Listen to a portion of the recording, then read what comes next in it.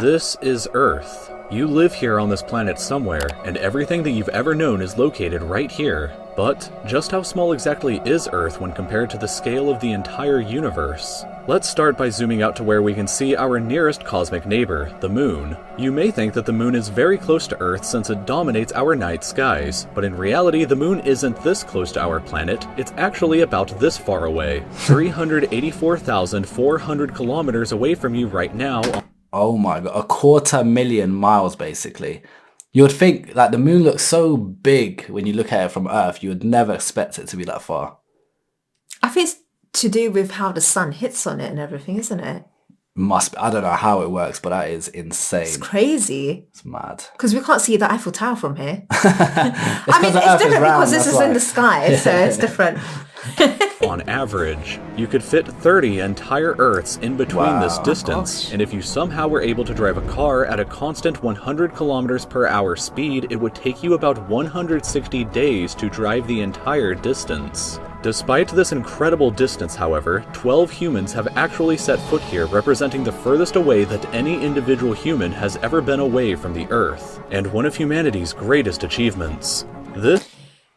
Do you think it's true that men have actually walked the Moon? I think so. I know there's a conspiracy theory saying like they haven't and it's all fake.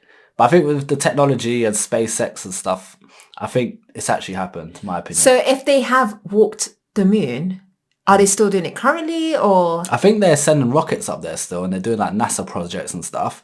But like, I don't see why they wouldn't have. I came across a conspiracy theory that I think there's no air or wind in space. Okay. Am I right to say it? I don't know the science behind it. But you know when they were holding the American flag, it was moving. Right. But there's no air in space. Apparently the shadow as well. I've read a few things.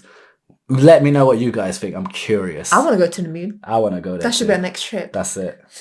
This is what the Earth would look like from there if you were standing there with them, and if you wanted to communicate with somebody back at home, it would take a message about 2.5 seconds to travel between you and them, since that's how fast the speed of light can travel at.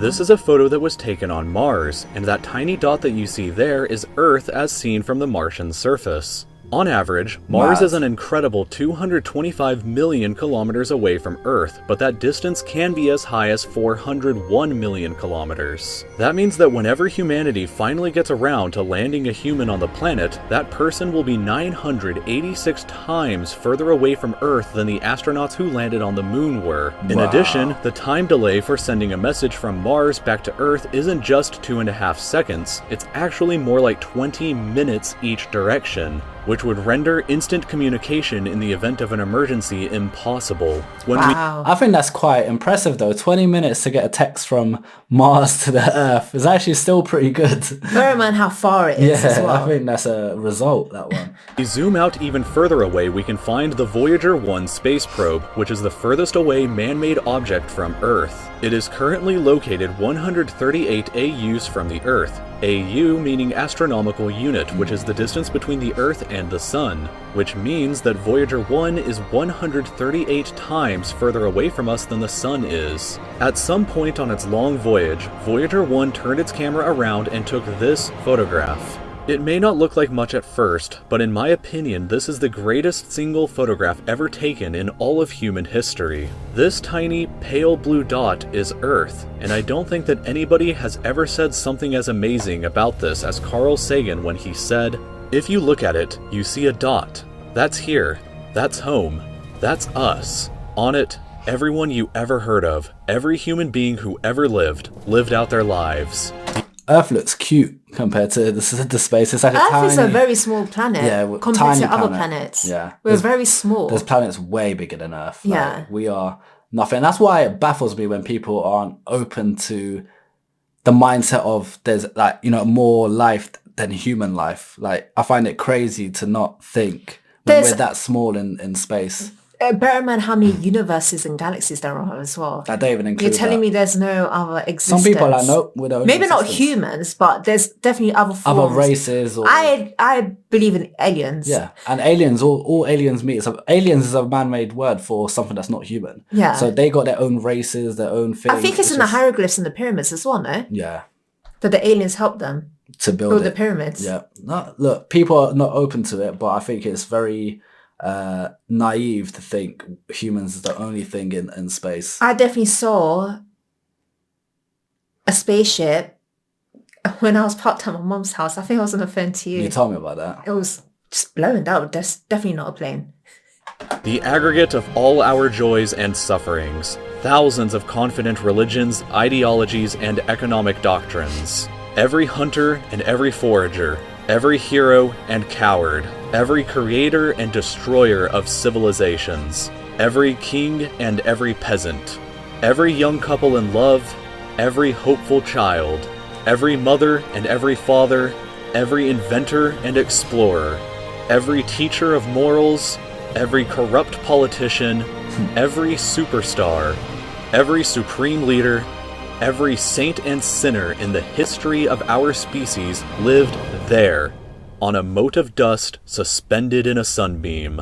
Voyager 1 is currently traveling at 17 kilometers every single second, but even at that speed, it won't break out of the reach of our solar system for another 30,000 years. Oh my god. Once we go beyond the solar system, we arrive in our interstellar neighborhood. Here we shift to the light year unit of measurement, which is the distance that light travels in a full Earth year, or about 9.461 trillion kilometers. The star Proxima Centauri here is the closest other star to us other than our sun, but it's still 4.24 light years away from us. Wow. To put that into perspective, if it Unreal. was heading in the right direction, it would still take Voyager 1 over 70,000 years to reach it. In other words, if you drove your car at 100 kilometers an hour like in our previous example to the moon, it would take over 6 times longer than the entire age of the universe is just to finally get there, and it wouldn't even exist still when you arrive. You need to give birth to new drivers on the way, let them grow up on the way, and then when you die from age, that baby takes over. Yeah. For many generations. Yeah. That is unreal. It just shows how tiny we actually are in the world of space and the universes. When we zoom out even further, we can see the entire Milky Way galaxy, inside of which Earth is located right here. This yellow dot is the furthest extent of humanity's radio broadcasts throughout history, which means that any possible aliens who live outside of this range are totally unaware of humanity's presence. It's complete silence outside of this yellow dot as far as we are currently aware, but the entire galaxy spans over 100,000 light years from end to end. There are over 100 billion stars and over 100 billion planets inside of our galaxy. But you have never seen the full glory of the galaxy at night, because 99% of the stars that you can see with the naked eye are limited to this small, tiny region right here. But even this massive galaxy is nothing compared to the rest of what's out there. Zooming out even further and we arrive at the local group of galaxies, a collection of 54 different galaxies that is about 10 million light years across. But zooming out even further and we can see the Virgo supercluster, of which the local group here is just a tiny segment of. There are at least 100 other groups of galaxies just like our own local group inside of here, and the distance from one side to the other is a mind-numbing 110 million light years. Look how far technology's come, yeah? And we can't even get anywhere close to like getting out of our... We could just about get out to like 0.01% of the galaxy, and how mad our technology is right now. As in how far the technology can go. Yeah. I think there's only so much even technology can handle. Yeah.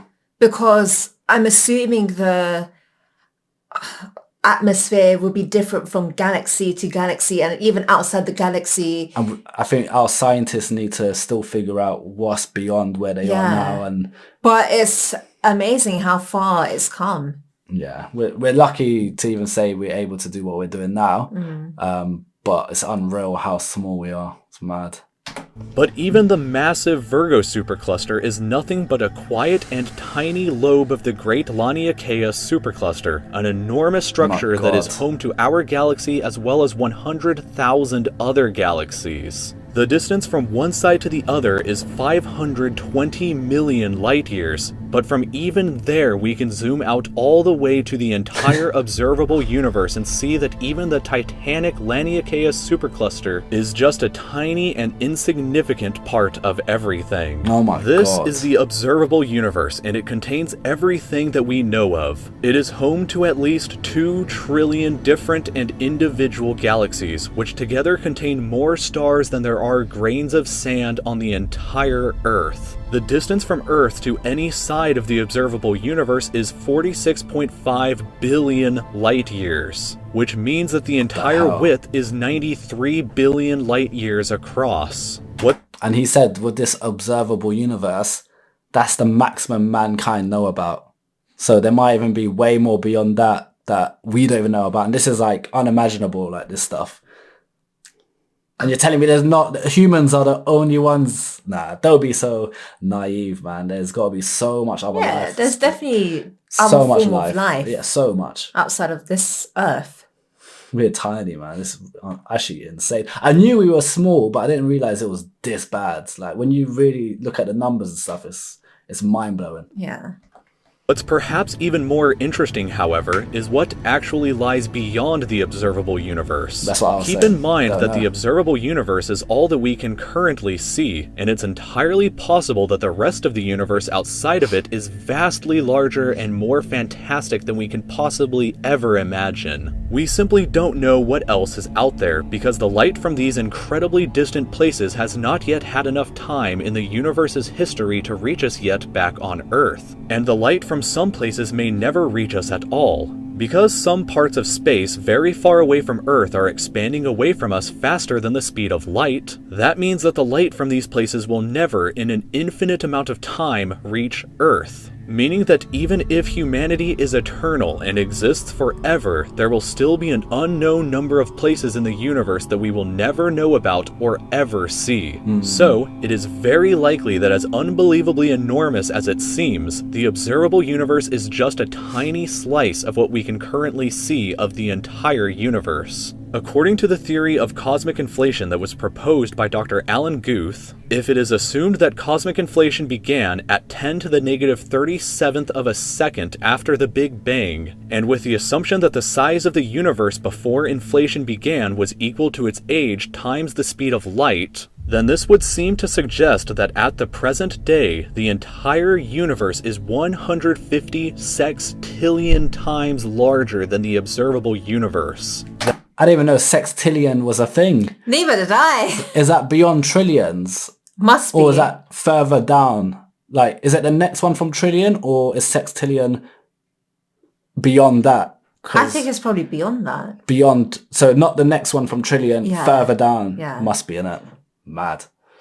That number for reference looks like this, with this many zeros. God, yeah. Let this Way number further sink down. in for just a moment. This would be similar to you thinking that the entire observable universe, everything that you could see, was the size of a light bulb, but then realizing that in reality the entire universe is larger than the former planet of Pluto. Imagine a light bulb in the center of Pluto, but we inside the light bulb were totally unaware that Pluto existed outside of it, and that's a similar situation to this. We are all so unbelievably small, but you shouldn't worry, because all that means is that there is so much left out there for us to discover together. Imagine the science behind discovering more than what they showed, and how many years it's going to take for us to, like, you know, go beyond what I know. We've done the moon. I think we've done, I don't know if, have we done other planets as well? I don't know if anyone landed on any other planets yet. I've not kept up with the latest. Mars. Probably let us know, guys, in the comments if you do know. But imagine how many years until we go a little bit further. But then, like the commentator said, will humankind still exist by then? We don't know. Same way the dinosaurs got wiped out. Yeah. Anything's possible. A comet might come and just Yeah. take out everyone on Earth. Anything can happen. We'll find out. The future generation will know for us. If they're here. Yeah. Peace out. Bye.